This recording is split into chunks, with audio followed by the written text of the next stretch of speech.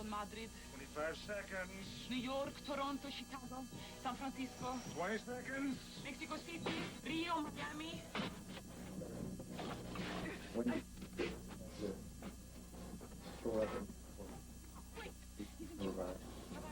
About 1938, 39, right in there.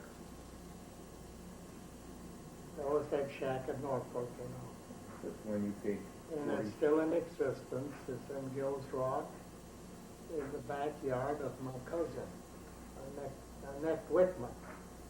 I go in there and look at it. That was really my fourth job. My first job was pumping gas for Gordie Nelson, where you pump by hand up into a glass case and then it would drain out into the cars. And we always tried to sell them a quart of oil too. And you kind of wash the windshields after a fashion. Did that for one summer, and then the next summer I worked at Walter Olson's grocery store and doing things, you know, arranging stuff and that. They didn't have near the stock that they had today, just a few basics. And he had no refrigeration. So the refrigerator was down in a cellar that was just no floor in it except ground. And everything had to be up off the floor because water would get in the basement. And the butter and anything that kept it on the bottom steps going under, depending upon the height of the water. And they had kerosene down there and all that. And they had no refrigeration, so all they sold was the meat was kind of sausages and things like that. Where was the store? And they, what? Where was the store? Right alongside of Bethel Baptist Church. The building is still there. Now the church is bought. Didn't Eddie have a store there for a while? Didn't Eddie have a store there for a while? Yes, Eddie bought it from Walter Olson, and he had it for quite a few years, his brother Eddie. And there wasn't much marked. He kept a lot of the prices in his head. And the prices depending upon who they were. And I remember that old Lida, he was in eating dinner, and she hollered to Walter in the kitchen eating, "How much is butter?" And he responded, "Well, who is it?" And but it was, we also had gasoline we sold out in front. And it was almost across the street from my home. Okay, that's about it. And then the next one job was on the dock in Gills Rock, smoking fish. And we had the smokehouse, and then we'd sell fish to the people coming off the Washington Island Ferry. And we also had this charged water, and we'd have root beer. And maybe 3-4 different kinds of candy bars. What is charged water mean? I don't know. They put a gas with it. They give it the... Oh, carbon dioxide? Yeah, something like that. Sparkling water? Yeah. But I remember the water for making this came right out of the harbor. And that was kind of green with slime, because that's where they threw all the waste and fish remains and all of that type of thing. And then he also had speedboat rides, and I can't remember it, but I've seen it on the signs in the pictures. It was 50 cents to ride in a speedboat to Washington Island, but a $2 minimum. So it was 4 people, they could each pay 50 cents and get a ride to Washington Island. It was one of these Chris Craft types of boats, so it didn't have, and the people didn't have much for breaking the waves. They were very low in the front. Consequently, the people got a lot wet when they went across the door, death's door. And then they finally screwed on the deck some floor flanges. They screwed them right on that mahogany deck, and then they had pipes screwed into that with canvas around the boat to protect them from the spray. And then there's southwestern caps to protect their head. So by the time they got in the boat, about all they could see is the sky, because they had that curtain all the way around to protect them from the waves. How many Yeah. people could be in the boat? Oh, I'd say half a dozen. Half a dozen. A couple of rows of seats in there. And one of my jobs was to go around and try and convince people that were standing around on the dock to take a ride to Washington Island. Most of them didn't want to go to Washington Island. But then I got the opportunity from Harry Voigt. He had this little shack. Oh, I imagine it's 8 by 10 feet. And then we could, I leased that from Harry Voigt for $40 for June, July, and August. And he threw in, he threw in a Model T that I could go back and forth on. And that I really appreciated because I had wheels then. And, but it wouldn't go up the hills, so I had to turn around on the bottom of the hills and back up all the hills. The hill at the Gills Rock, where I had to back up that, and then what they call the Stanley Landing Hill, back up. I didn't think there was anything wrong with that. And you had a crank at the start. And when it started, it could kick you, and it actually could break your arm. And then when it did start, it started forward. So you had to grab the side as it was going past you and jump in. But this, in my opinion, this was about the best I could ever get. And I had hamburgers for 10 cents, the hot dogs for 10 cents. I had a gasoline stove, and no electricity. And you'd pump up gas liquid, you could burn in the car. Somewhat dangerous because it would flare up, but it was extremely hot. And I made 20 hamburgers out of a pound of meat. I thought they were 5 cents. Were they 10 cents each? The hamburgers were 10 cents. 20 hamburgers out of a pound of meat, and a pound cost 20 cents. I made them into little balls, and I made 20 balls out of a pound of meat. And I put that little ball on that very hot grill. And just like that, and the hamburgers were done. And it cost a penny for the bun. So I had a penny in the bun, a penny in the meat, and then I had no paper plates or anything like that then, but I had napkins.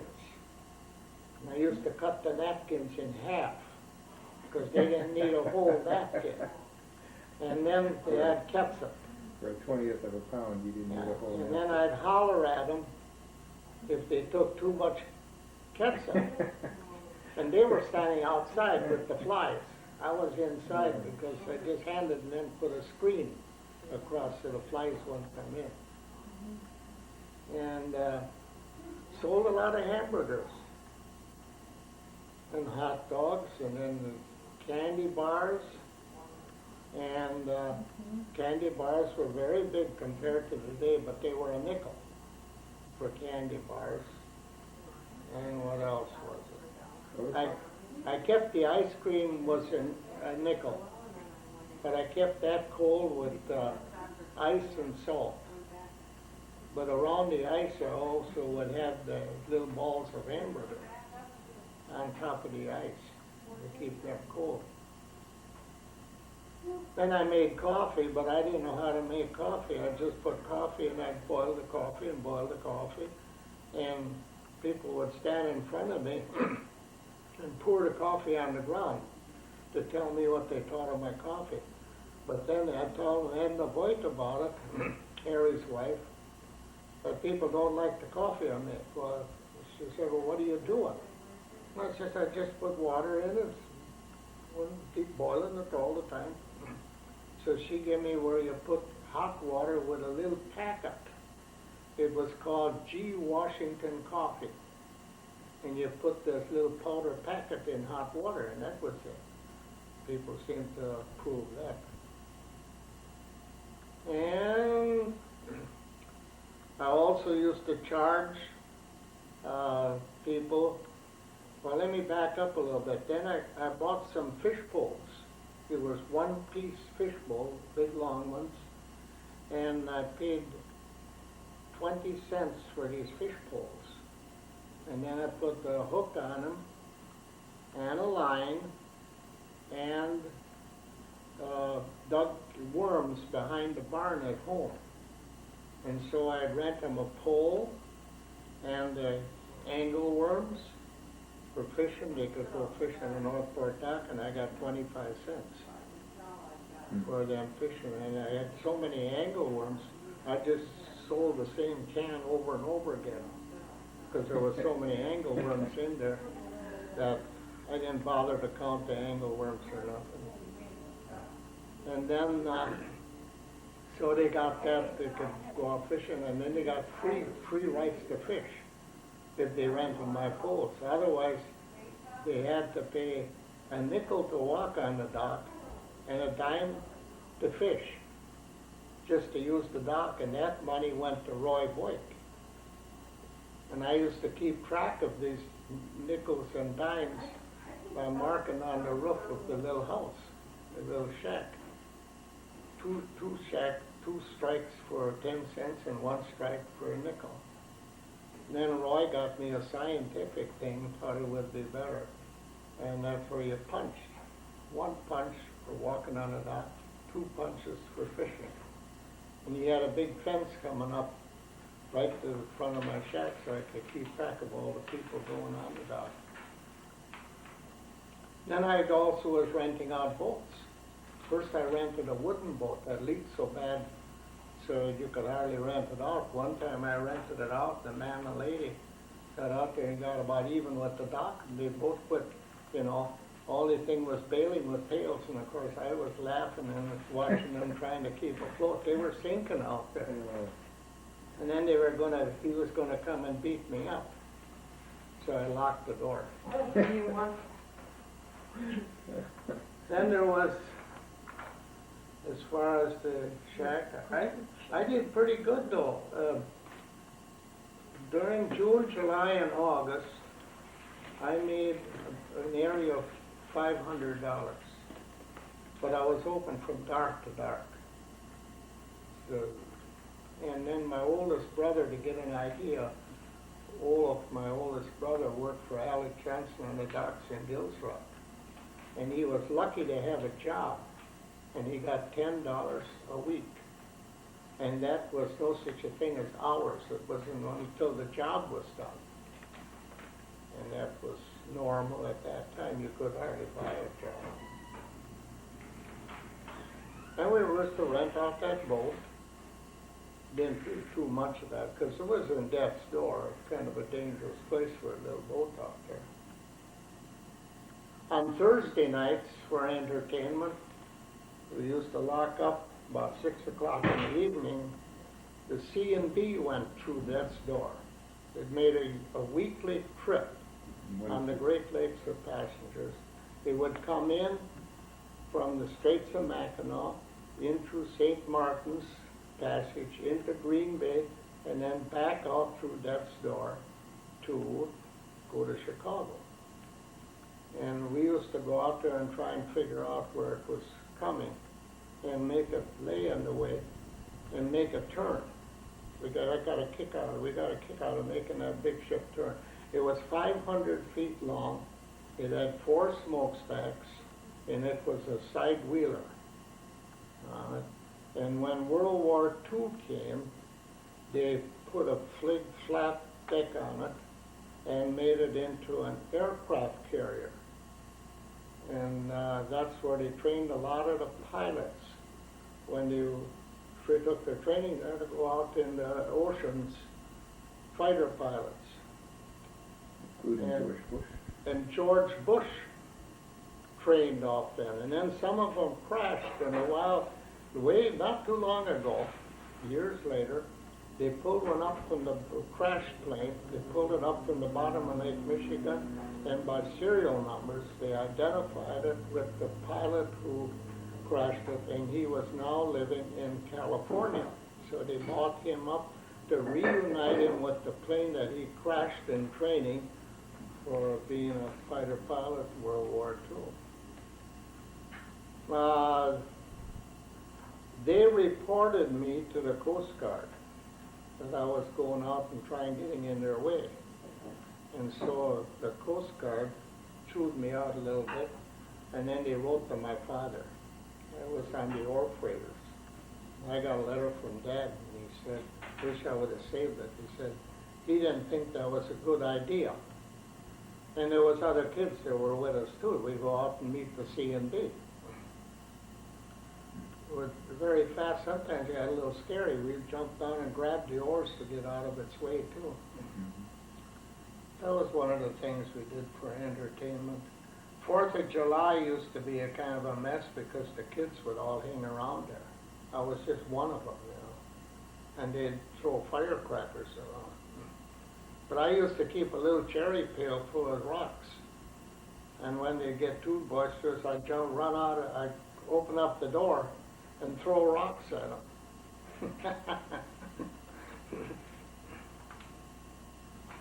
The kids all kind of remember that. I asked a lot about it. But I liked it. And it basically, it was why what I could do there by myself is why years later I was working at Pan American Airways in San Francisco, and I was lead man on a crew, and there was 7 on the crew. And I wanted 10 cents more an hour than the highest paid man, and I was going to quit. And they said, well, war labor regulations, I couldn't get a raise. Well, then I'm giving you my 30-day notice, I'm leaving. And I got the raise, but I already had my train tickets to go back to Door County. My brother, who also worked at Pan Am, was very disgusted with me for quitting that job, because we worked on the big Pan American flippers, the B314, I think it was called. 4 engines, flying boats. They could go about 150 miles an hour. They had 1,600 horsepower engines, and there was 4 engines on them.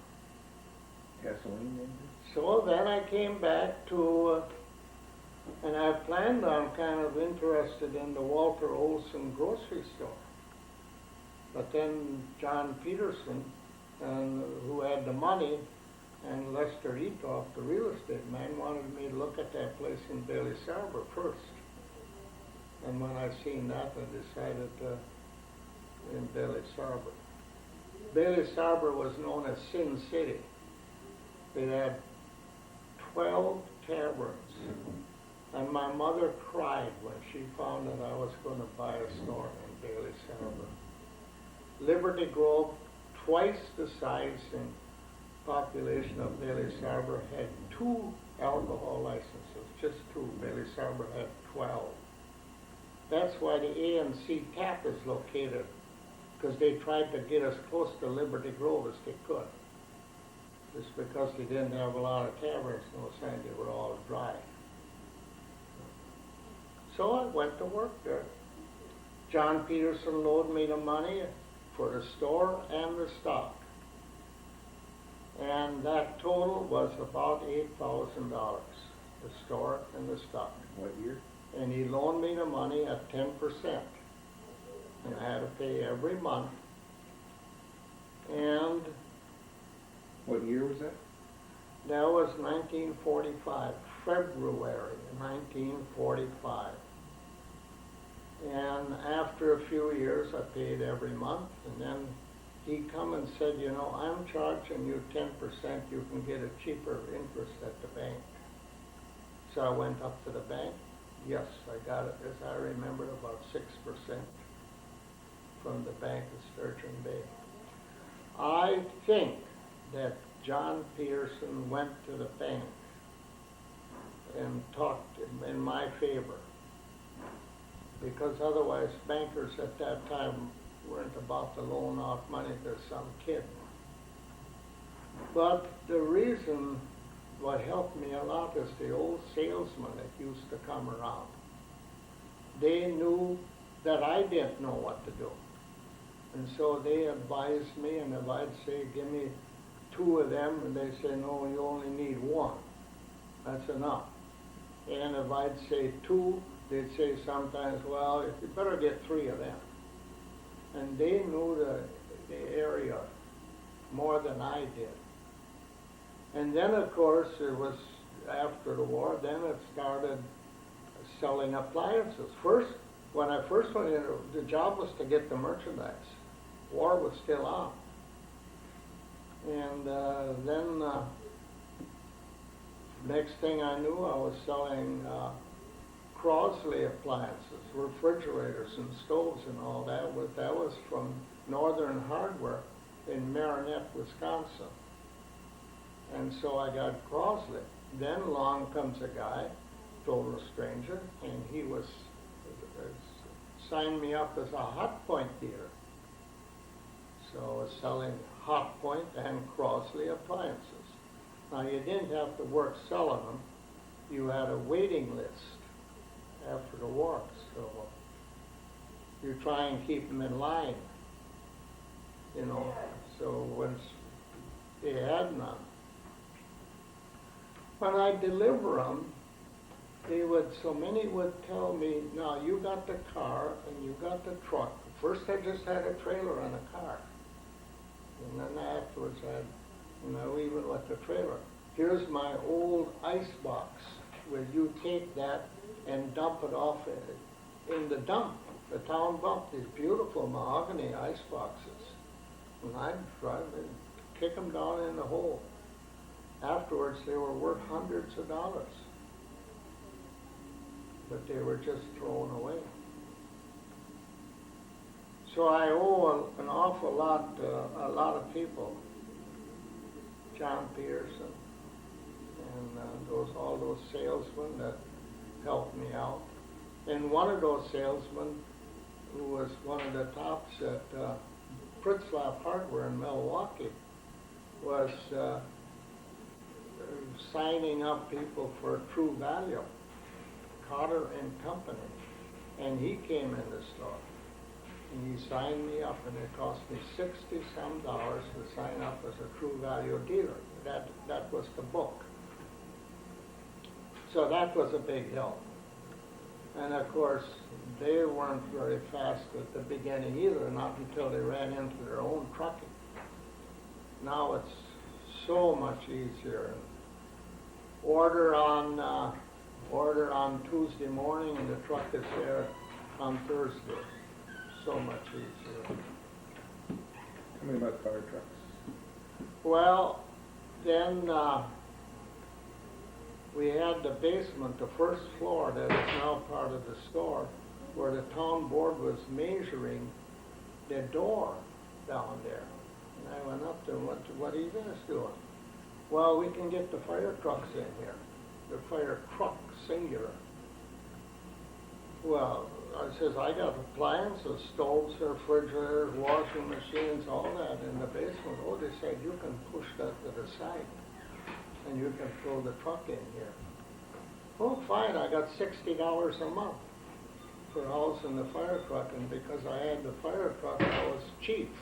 I was never a fireman, I was just started as chief, which was chief of myself.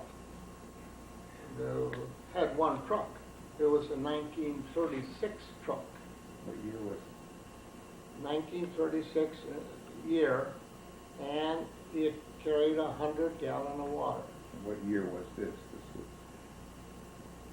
46? This year was, I would say, 1951, maybe 1952, 53, right in there. And it carried how much water? We carried only 100 gallons. 100 gallons. And then few hundred feet of rotten hose. And so they eventually took a lot of the hose down and put a big tank on it. We now had about 500 gallons, which overloaded the truck. So you had to be careful with it. It was like a convertible. There was no roof on it. In fact, there was no windshield wipers. So when it was raining or snowing, you'd drive with one hand, and the left hand you reached around was scraping the snow off the windshield. And then we finally got from Betchel Garage, they put windshield wipers on. And you had to be very careful on blowing the siren because it would dim the lights. Then your battery was way down. It's still in existence. It's up at Florian's. Well, that's one Florian has. Yeah, it's still there. Use And it. when it was traded in for a new one, a new truck, cab and all of that, it was right up to date then. I asked him, how much you want for that bell that's on the old truck? And the guy who was the salesman, he said, well, do you want it? Yeah. I said, I'd like to have that bell. He said, just get a wrench and take it off. So I still got the bell. And Gary, of course, I suppose will get it because he was chief after I was. How many years were you chief? Oh, quite a few years. Gary was just, then he took, after I would say maybe 15, 20 years, until Gary became chief. Mm-hmm. And one time, before Gary went to school, he knew that truck forward and backward. Everything about it. And he had a fire, and people could drive, but they said they didn't know how to run all the valves and stuff on it. Well, Phil says, if you don't know, take Gary along with you.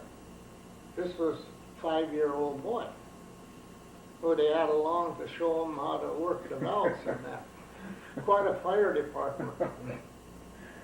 Well, it was in the basement, and then I got in trouble with the state because I could not have that truck in the basement of the store building because there was gasoline in the truck.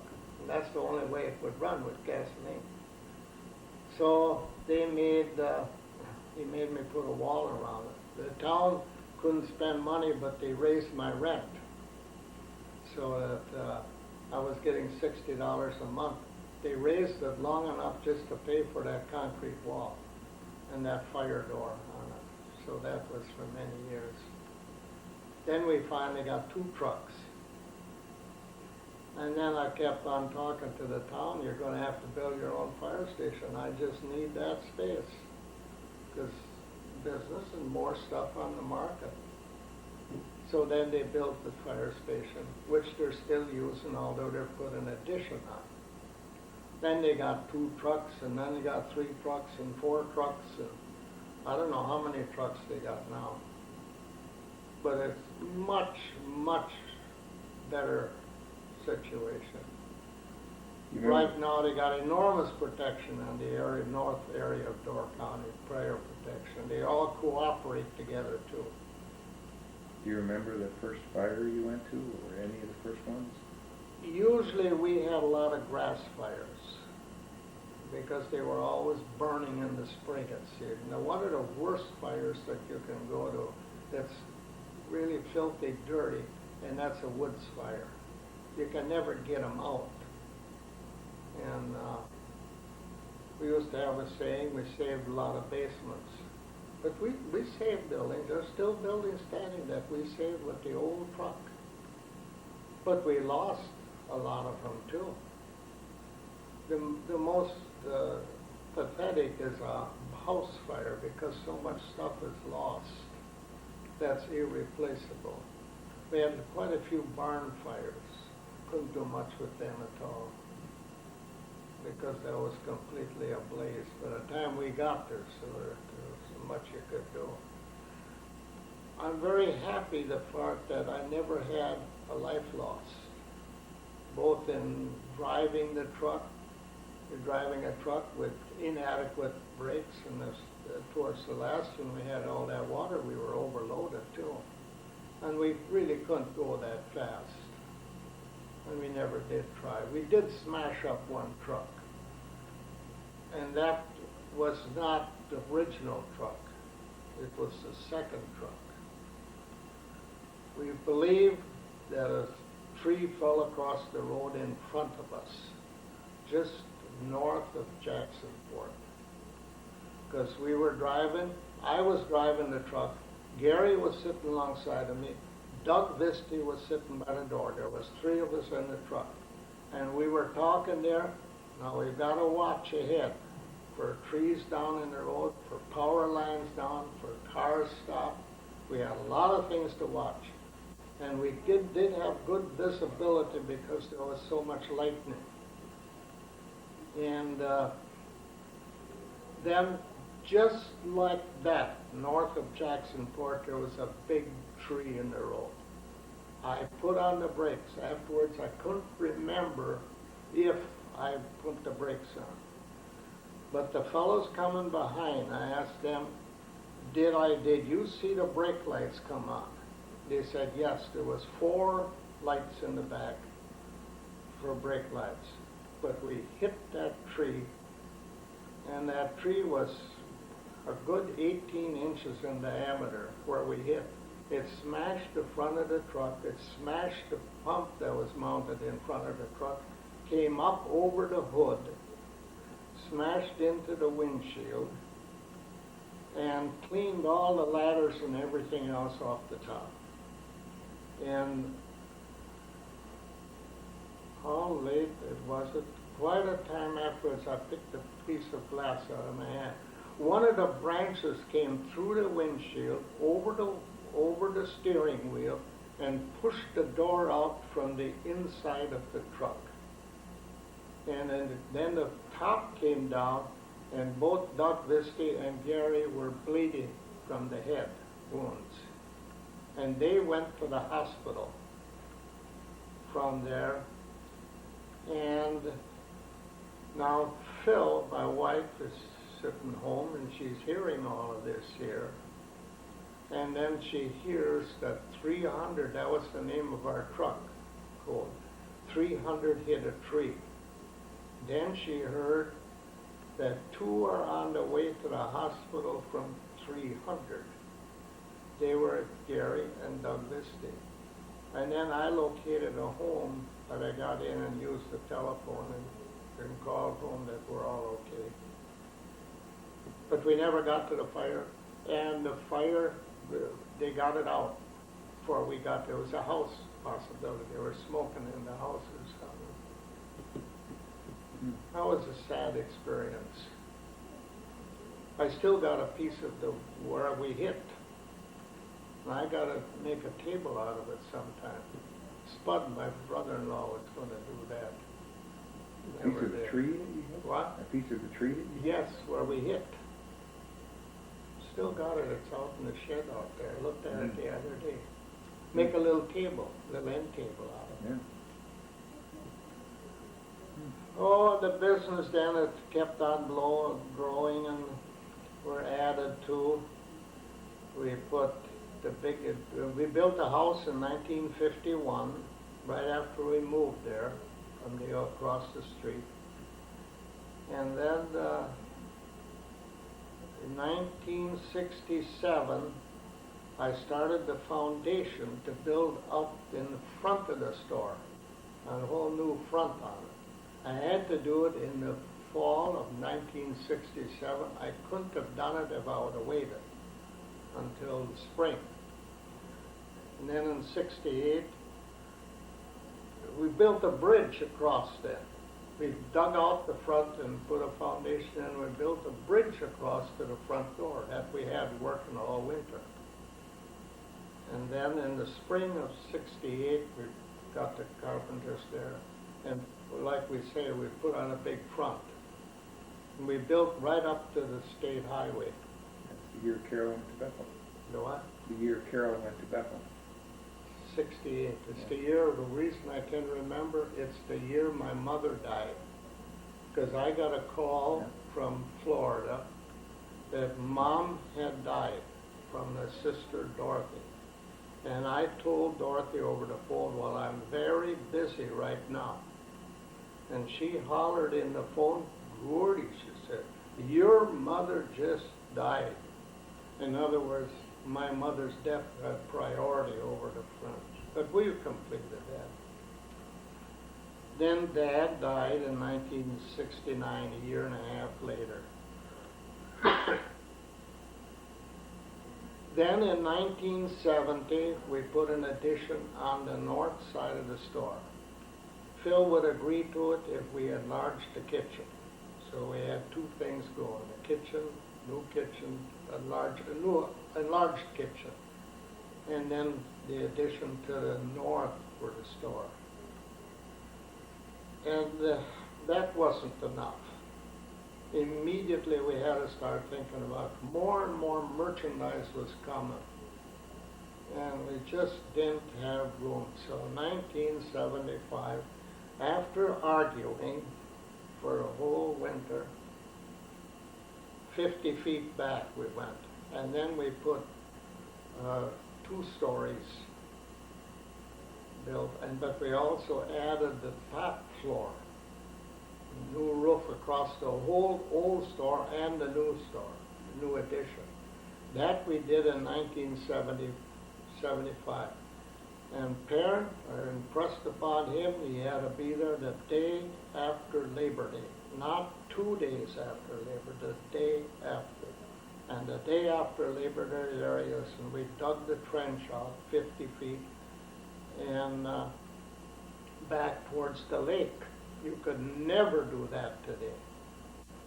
And wide is the store, and what is the store? About 30 feet, I suppose, wide. And we dug the footings down 7 feet. We dug down a trench around and put the footing in that is 3 feet wide and a foot thick of concrete. And we were actually in remains of the old Brand Brothers pier that they used as a dump around it. They threw that in the lake around the pier because whenever we dug in the back, we got up all kinds of steel, all kinds of parts of cars and it, and just threw it away. But this indicated it wasn't just stones, it was man-made put there. So I'm very fortunate that I was given a bit of permit. And Max Fletcher, who owned the Hotel du Nord in Sister Bay, was on the Resource Planning Committee. And he come up to see me about these plans I had before they had okay now. Now they had to get okayed from the county. And he says, well, why don't you buy next to you? Well, I says, I offered them $100,000 for next door, for that land. And they laughed at me. Said, we're way over that already. So he said like this, Max Fletcher, who was on the Resource Planning Committee, well, he says, you took care of that option. He felt that was a good price I offered him for next door. So I'm very thankful that we got it. And we moved into that building from day after Labor Day, the first part of December. All we had is sawhorses with plywood pieces on. And most of that lumber came through True Value. You could order lumber in quantities of a semi-load. And we had one whole semi-load came with 5/8 plywood, just one solid semi-load. And then also all the 2x10s and 2x8s and all the other lumber came in another one. So we bought that lumber direct from True Value, from a mill over on the west coast. That's where it came from. One load was so heavy that the trucker couldn't drive the regular routes. He had to go side roads to avoid being weighed and being fined for being overweight. And of course, Then we sold out to Gary. Tell me about the dock, how you built it, what kind of... Yes, we had a dock in the back because we did have a launching ramp and had a dock, and I used to rent boats and motors. 15-foot boats and 5-horse, and I had one 10-horse motor, but mostly 5-horse. And we floated a log on the lake and standing in the water, I nailed one log to the other one, and as I put the logs on top of each other, they would sink down. I mean, you fill them with rock. I had a what do you call it, a truck come and fill them, and then we capped it with concrete. And we concrete at the sides too and on top. Mostly done by ready mix. And way back, I filled cow tanks to protect the shoreline. This was way before the dock, and that we were eroding from storms. Of course, the store is built on fill, right? That used to be lake. Yeah, it's on the shore of Lake Michigan. Yeah, but it isn't, didn't you say that the store itself is built on what used to be lake? Yes, the store in our house, the bluff, the normal bluff, the end of the lake is in front of our house and in front of the store. That's where the bluff is. Mm-hmm. And that was all built on fill and behind there from the old Brand Brothers Pier. And what did they use that pier for? that was the Brand Brothers Pier. They got their merchandise. And he also had a boat, his own boat where he could sail and that and pick up. And they had a building out on What was the Brand Brothers? That was a hardware store. Oh, hardware. It was hardware, and they also sold caskets. And they had a hearse. So they're kind of an undertaker too, as I recall. In fact, the Brand, that's our sheriff is a Brand. And they're still around there, the Brand people. Would this date from the days before there were good roads, so merchandise came in by boat? Not with my day, but the Brand Brothers. The Brand Brothers, yeah. Yes, yes. Most of the time, those roads just were kind of not planned out. Somebody decided where to put the road, and they were just dirt roads. That was before my day, my father's day. Horse and buggy days? Horse and buggy days? Yes, before automobiles. They didn't really do much on road building throughout the whole country until after World War I. That's when it started. And at first, the roads followed the covered wagon trails. As people went with covered wagons, then they were riding in the mud going around. There was no real government endeavor to build roads. That time, as I understand it, the ones who lived along the road kind of took care of their area.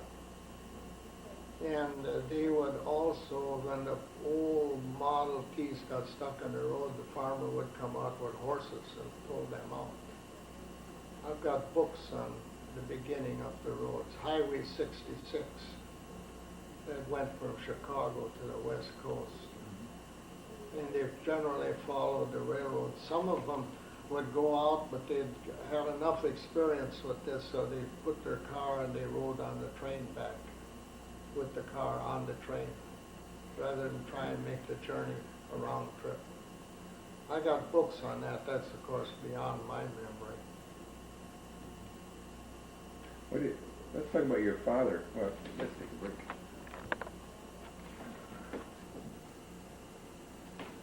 Okay. Okay, my grandparents, Julius Nelson, came from Norway. That's where the Nelson comes from. And my mother's parents were Danish, and they came from Denmark. And they had homesteads right in the woods, and they got 440s, 160 acres there, Each? of them, yeah. They had adjoining places. Julius Nelson was towards Europe Bay, and Hans Peterson was from the old Dobner Garage up to the Newport School. And they learned English as fast as they could, because some of the writings and stuff from Hans Peterson is in very good English and regarding the old Newport School, because he donated the land for that school. And as far as I know, they were just good people. Sam Peterson was a prohibitionist, which was a party that was formed around being against alcohol. There was a big problem with alcohol. Because a lot of it was make your own moonshine, and the results of that. My father was born up there, and so was his younger brother. In fact, they were all born up there in Gills Rock area, Elson Bay. And my father went to 5th grade in school, and that was adequate at that time. And I remember us telling my father and other ones too, that when we were in 6th grade, we were smarter than my father was. Of course, he got a kick out of that, but then it seemed to bother him. But my father left home when he was 14 years old.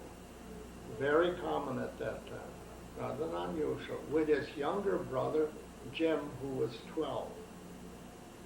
And they had to take a stagecoach, which was horses. And he said, remembers that the stagecoach drivers made those two boys get off the stagecoach and get behind this wagon and help push through. And they were angry because they paid fare too, but they had to push. They got on the boats in Green Bay, the two boys. And it's hard to believe today, but it was common then. But by the time my father was 28 years old is when he got his master's license, unlimited tonnage for the Empire Great Lakes. The first boats they went on was the Hart Steamship Company. That had the different ships called the Bonami and the Sailor Boy and the Thistle. I remember those words being used. And they went around Door County over to Marinette, Menominee, up to Escanaba, around into Lake Michigan, to the ports along there, and they carried passengers, they carried animals, and they carried freight. And so long as they could see the shoreline, they didn't have much trouble. But when it fogged in, although they were very inadequate on navigating, they went by sight. Otherwise, they ran aground all over. And the ships foundered and sunk, and that was it. And there was not much regulation. And Dad compared it to me, because I asked him once, what was the matter with you old sailors, that you were always aground? You didn't know, well, he says, we didn't know where we were. Well, the qualification of being captain in those days is that you owned a boat. And he says you could buy these boats for around $2,000. Now that's a lot of money at that time. And naturally, you were the captain if you owned the boat. And so this is what the result was. And of course, he evidently studied navigation, because then when this played out, when the roads developed, then these ships became obsolete. Even the roads, just a gravel road, made those ships obsolete. And then he went on to big ore freighters, called iron ore and coal and all of that. But then he had to pass the license. And he never said much about it, but one time he thought it was really funny. He was riding in down Milwaukee to get his extension on his license or whatever it was. And he sat there and he couldn't find in his mind Whale's Back Shoal. And it was the inspector by the name of Erickson, because he had to go and get re-inspected or something to extend his license. I know one time he had to extend it beyond Buffalo, New York, that he opened for navigation, and he didn't seem to study it. He just looked at it laying on the table there, all the angles and that going up and down. But he couldn't find out that, and finally Erickson asked him, he said, Olaf, he says, you're having trouble. And Dad said, I went all around the Great Lakes, I couldn't find Whale's Back Shoal. He said, well, Erickson said, you should know where that is. It's behind your barn. And here it was right off the shore in Green Bay, right by his home. Said, you should know where that is, behind your barn. But he was a good man, and I heard a lot of this from other people, and he gave a lot of people jobs during the Depression years. And I heard this not from Dad, but from other ones. He'd tell them now, because the people would be coming home during the winter, pleading with my dad to get a job. And he used to get jobs, and he'd call other mates and say, I got a good man for you, you know. And a good man consisted of a hard worker and not addicted to drink, because that just don't mix on the boats. And that, although some people try it. He'd tell them, now you're gonna get a good job and you're gonna make money, and save your money, and don't stay on the boats too long, because it'll capture you, and you'll start getting so much money, it gets to be almost impossible for you to quit. And it wasn't a nice life. I can remember as a little kid when Dad would leave the latter part of March, the first part of April. It was very sad. Dad is coming, and he'll be home in December. Today you can't get anybody to do that. Today you're on 40 days and you're off 20. So you're on and off. They have relief captains, relief mates, relief engineers, and all that. They have to have extra people to keep those ships going. Of course, they're getting much bigger today, too, and there isn't as many. And he'd say, don't say I'm saving money and then quit. And people who are now starting to die have told me this. I thought of your dad here the other day. But Dad was never one to ask somebody to do anything on the ship that he was not willing to do himself. And that I heard, and not from my father. A lot of this I've heard from other ones, including my brothers. To get an idea, first time I sailed on the Great Lakes, it was a passenger porter. I was on the flagship of the fleet, which had 4 staterooms, a very good job. We made $120 a month, and we also got tips. They called them passengers, but they were guests of the company. We had 4 staterooms that they're really nice, and it took about 10 days to make a trip, because we had all iron ore and we hauled coal. So we had a kind of a triangle route. But he didn't like his life either. And he would try and I think basically my father was a farmer at heart. So he quit and he'd come home. And they had those 2 big horses, and this is what he liked. And when you say a farmer, like a farmer behind 2 horses. Never had a tractor, but he had those big horses, big Percherons.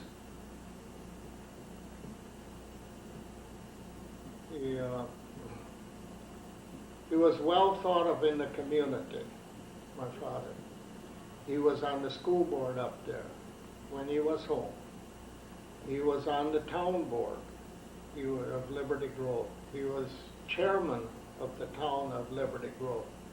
He was on the Door County Board of Supervisors. That time, if you were a chairman of a town, you were automatically on the county board. So he was well thought of, and He would go back and forth from the lake? Well, you mentioned that he quit. How many times did he quit and then go back? oh, I don't know how many times, but it wasn't a consistent time. In 1929, he went through a horrendous storm. In 1969, just before he died, about a week or so before he had his stroke, we were sitting in the backyard at a table looking at Lake Michigan, and he said, you know, I spent too much of my life out on that water, and of being away from home and that. And, you know, there was 7 of us kids. I was 4 boys and 3 girls. And he hated it, and we hated it, but we'd go and see him in Green Bay. When I was home on service from the military, we drove up to Superior. And see, Dad was first mate a lot, and the first mate is one of the hardest jobs on the boat. He's the captain's right-hand man. He has to have a captain's license, and he's in charge of the responsibility of the condition of the boat. He has also charge of responsibility of loading and unloading. Now, loading and unload, you might think, well, that's a simple job, just let the shore guys unload it. No, you had to take the cargo off and in a certain form and fashion. You had to load a boat even. Or if you load it all in the center, you could crack the boat in two, especially iron ore, so extremely heavy. And you had to load, and you had to be taking out water out of the ballast tanks at the same time you're putting one in. So they always went around with a little book. When I was sailing, the deckhand, George Rapp was the first mate. And I could see then that the first mate had the job, the captain. You hardly ever seen them hiding their hair of him. Well, anyway, in 29, the Captain Stewart was on the boat. He never came in the pilot house. Says he laid in his room, stayed in his room. He says, I was captain and I was first mate both. And so he came into Whitefish Bay in 1929, and there was a horrendous storm. He said there were so many boats laid up in Whitefish Bay, it looked like a little city of boats, lights all over. But he said he was on the George Humphrey, which was a big one. It's the same one that Roan lifted. What? Oh,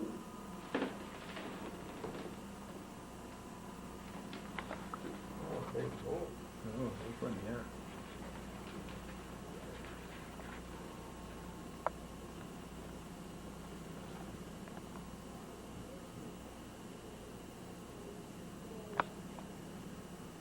Not as big as the Humphreys, though.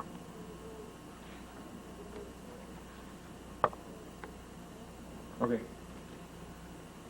So, he says, I found a nice place in Whitefish Bay all by myself, and he says, I dropped all the anchors.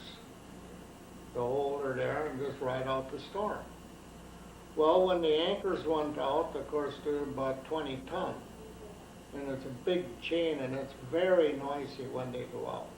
It just roars when that big chain goes out. And it goes out very fast. And that the captain heard. So he called him down to his room. And he said, this is what my dad told me, 1969. He says, well, what's happening? Well, he says, there's an enormous storm. And we told him what the barometer was, and the wind blowing, and he says, the whole bay here is full of ships at anchor. Well, he says, why don't we go out and take a look at it? And Dad told Captain Stewart, he says, if we go out, he says, we won't be able to turn around. Because he had seen the Charles Price rolled over upside down on Lake Huron in 1913. And, well, he wanted to, we could really try it, he said. He was one that hated to quit, hated to stop, keep it going. Captain Stewart. Captain Stewart. Finally, I says, my dad told me, he says, I am the first mate. You are the captain. If you order me to go out, I have to go out. Well, let's go. And he says, we went up and we pulled anchor. He said, we've taken water, he says, and it's terrible. And the only thing we could think about is keeping the bow into it. Keep the bow in. Don't let her get in the trough, or we're going to roll over. And it was one of the big major storms. And the ship was, they finally made it. But the boats that laid at anchor beat them. They waited till the storm was over. And he says she was leaking so bad they had to settle her in the mud, this big boat, and do some repairs and stuff on it. And it was an awful time. Stewart, his license was suspended. And Dad had already made up his mind, and this confirmed that he quit. No more sailing. No more. You told me they lost some people. What? You told me before they lost some people on that? Yes, he didn't dwell on that. There was some that died. On his boat? They probably had to go out on the deck or something, but he didn't want to really remember. I'm surprised he told me as much as he did on there. But then afterwards, I had to go in the store, but he said 1913 was much worse than 1929. That's when he seen the Charles Price still floating. It had rolled over upside down. And of course, everybody drowned. And they didn't know what ship it was. They had to send divers down to look at the side of it to find the name of the ship on it. Of course, it wasn't that deep, so still floating. But it went down then. But they knew it was the Charles Price. And two of them collided on Lake Huron in the same storm. The reason this I got from the book on it. The reason they know they collided because they had the wrong life jackets on the bodies that washed ashore on the beach. Hey, this is somebody else, he's got the wrong life jacket on, so they collided. The Daniel Morel went through that enormous storm. This was later on, not too long ago, where one person survived, and he could tell as much as he knew. And they all went down, the ship broke in two. And the back end was still turning with all the lights on, propellers on, and it was smashing into the front end. Finally, I pushed the front end to the side, and he says it disappeared, the back end in the snowstorm. And three of them roped themselves to a raft. There's a big raft that floats off the boat when they go down. And the ship came down a few days later, and here they seen this raft with three dead bodies on it. Well, there was one, the guy that was in the middle was still alive. But they had to cut off both arms and both legs. They were froze. So,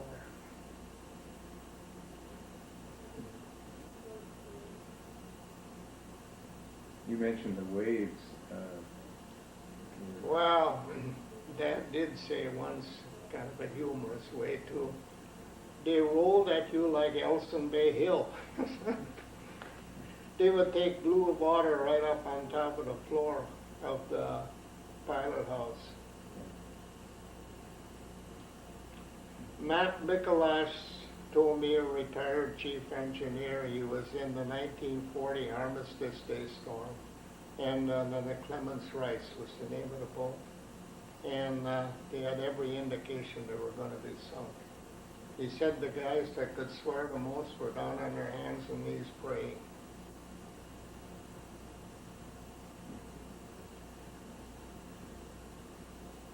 Oh, it's a dangerous life. Next to the air, the sea is the most unforgiving. I could have got out of military if I would have, because I didn't have enough time. I was getting off to go to school,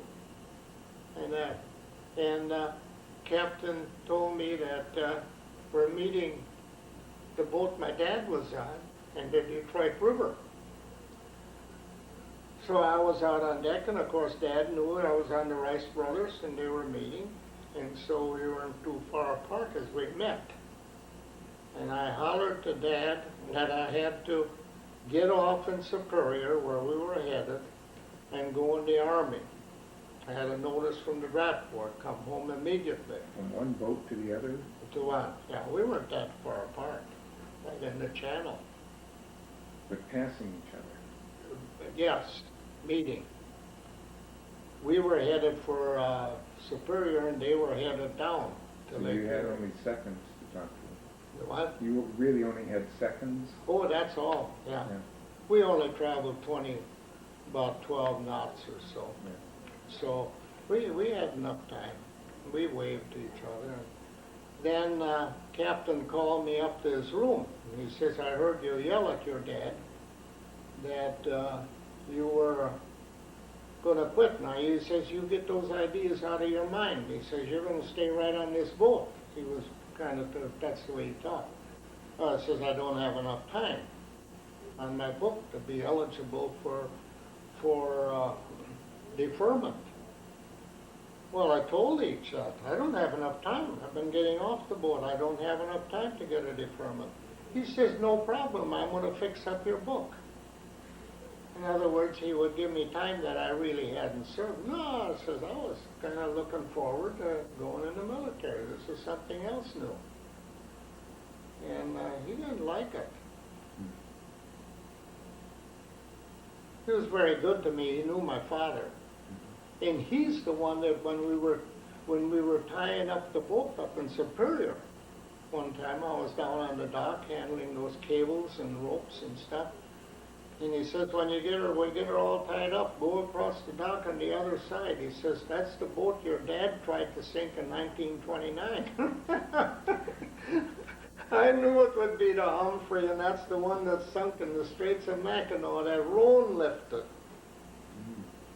He he got the boat. No, it was a dog's life, and none of us wanted. And Dad said, he told people, get off this boat. So that's Northport and the store, and we were on the move, us kids. They talk about guns today. Guns, you can't have guns. People, And it reminds me of my brother. He picked up 2 guns in World War II. A German Luger and an Italian revolver. And his 2 kids used to take them to school for show and tell. Okay, we're on a tape.